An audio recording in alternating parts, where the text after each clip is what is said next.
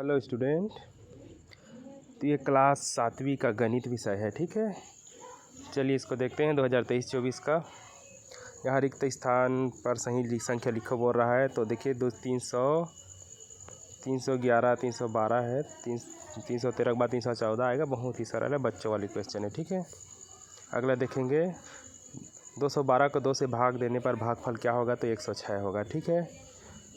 और इसी तरह से और क्या लिखा है, ये 7/5 में 3/5 को घटाया जाए तो 4/5 होगा, ठीक है।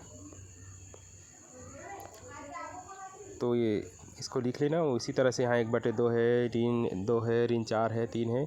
सबसे बड़ी संख्या इसमें से 3 है, ठीक है। तो इस तरह से पहला पेज का चारों प्रश्न हो गया है।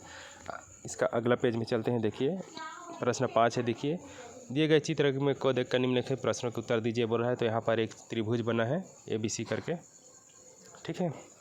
तो ये आकृति कौन सी है, तो देख के ही पता चल रहा है जो है त्रिभुज है, ठीक है। तो इसीलिए त्रिभुज लिखा गया है।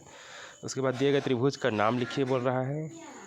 तो यहाँ पर देखिए क्या किया गया है, ABC लिख दिया है, ठीक है। अगर ये भी सही ना लगे तो इसको जो है अधिक कोण त्रिभुज लिख दिया है, क्योंकि यहाँ पर जो है अधिक कोण बन रहा है, ठीक है। तो अब लड़के ने यहाँ पर दोनों लिख दिया है ताकि गलत मत हो करके। तीसरा नंबर प्रश्न इसमें क्या बोल रहा है, देखिए त्रिभुज ABC में कौन सा अधिक कोण है। तो देखिए B वाला कोण अधिक है, क्योंकि यही जो है 90 अंश से ज़्यादा लग रहा है, ठीक है। तो उसको जो है कोण ABC लिख दिया है, यानी कि बीच में B है तो उसी को जो है अधिक कोण है।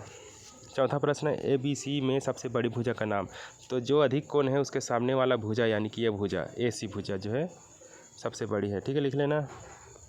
उसके बाद यहाँ पर एक वर्ग दिया है, फिर इसका प्रश्न लिखा है वर्ग का क्षेत्रफल। तो क्षेत्रफल 4 × 4 16 वर्ग सेंटीमीटर। उसके बाद परिमाप जो है तो 4 भुजा है, चारों भुजा को जोड़ देंगे तो भी 16 होता है। बस इसमें लिखने के क्या फ़र्क है, पहले ऊपर वाले में वर्ग सेमी लिखा है, इसमें सिर्फ सेमी लिखा है, ठीक है। तो इसको ध्यान रखना। चलिए इसका जो है अगला पेज देखते हैं। 6वां प्रश्न के बाद आता है 7वां प्रश्न। 7वां प्रश्न में लिखा है दी गई भिन्न संख्याओं को देख कर बताइए। दी गई भिन्न संख्या को देख कर बताइए।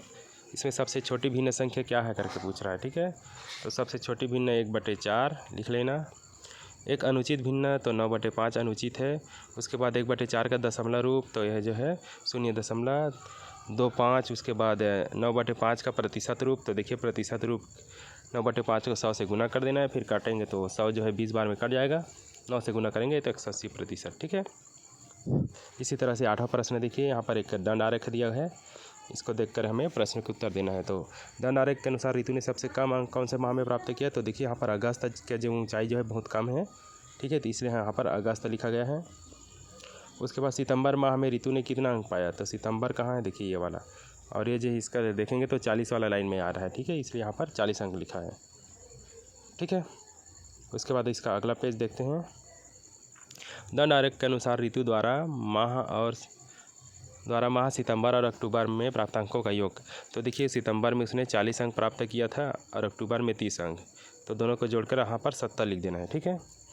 उसी तरह से यहाँ पर दंड आरेख के अनुसार जुलाई माह की तुलना में अगस्त में कितना कम प्राप्त किया है। तो देखिए अगस्त में वो 50 पाया था, जुलाई में 20 पाया है, तो दोनों को घटाकर 30 कर देना है, ठीक है।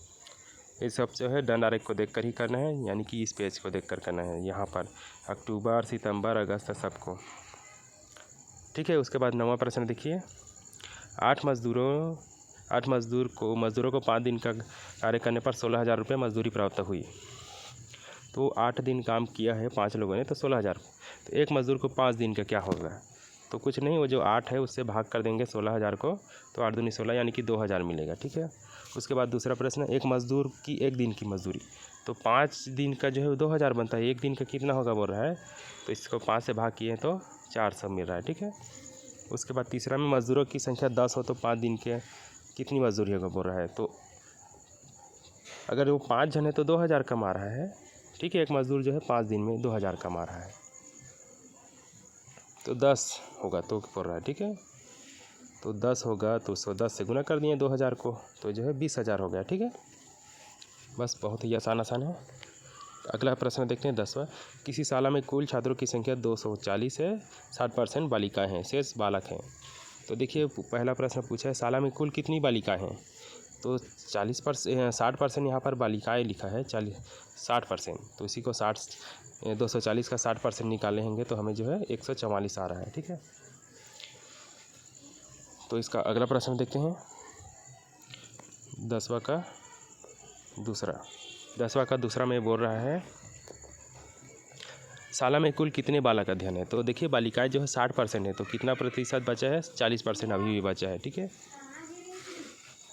तो 240 का 40% निकालेंगे तो हमें मिलेगा 96 बालक। ठीक है, यानी कि लड़का जो है 96 है। बालक और बालिकाओं की संख्या में अंतर, तो अंतर बोल रहा है, तो बालिका जो है 144 है और बालक जो है 96 है, तो दोनों को घटा देंगे तो हमें मिलेगा 48। ठीक है, नोट कर लेना। उसके बाद 11वां प्रश्न देखिए, यहाँ पर 3 त्रिभुज दिया हुआ है। ठीक है, ABC है, यहाँ पर PQR है और तीसरा में XYZ है। ठीक है, इसको देखिए त्रिभुज ABC कौन सा त्रिभुज है, ये वाला कौन सा त्रिभुज है पूछ रहा है। तो देखिए इसमें B पर ऐसा कौन बनाया हुआ है। ठीक है, ऐसा कौन बना है तो उसको देख कर ही पता चलता है कि ये 90 अंश है। ठीक है, 90 अंश का निशान वैसा रहता है, तो 90 अंश है तो उसको समकोण त्रिभुज कहते हैं। उसके बाद देखिए अगला PQR है। ठीक है, तो इसमें जो है ये यहाँ Q जो है बड़ा कोण है। ठीक है, अधिक कोण त्रिभुज का नाम लिखिए, तो यही जो है अधिक कोण है PQR, क्योंकि इसमें जो है कोण जो है Q पर 90 अंश से अधिक बन रहा है, बड़ा कोण बन रहा है। ठीक है, उसके बाद इसका अगला प्रश्न देखते हैं। अगला प्रश्न है त्रिभुज XYZ का नाम कोण व भुजाओं के आधार पर रखिए बोल रहा है। ठीक है, XYZ यहाँ पर है देखिए। ठीक है,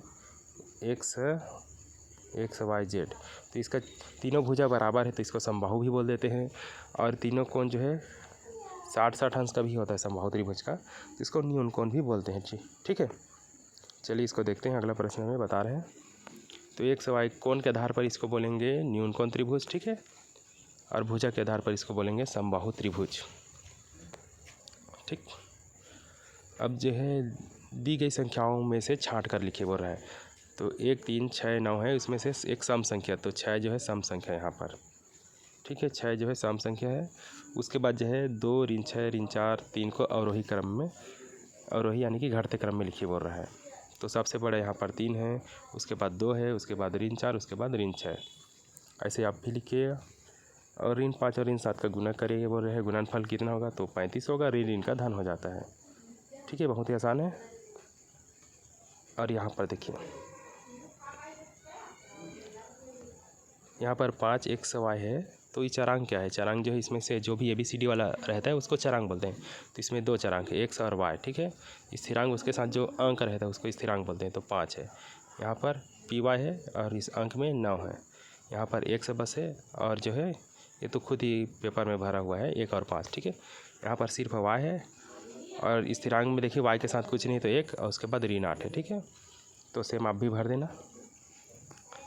और अगला देखते हैं, यहाँ पर 5 का जो है 4 बार गुना किया है, तो इसको जो है 5 की घात 4 लिख देंगे। ठीक है, इसे 5 की घात 4।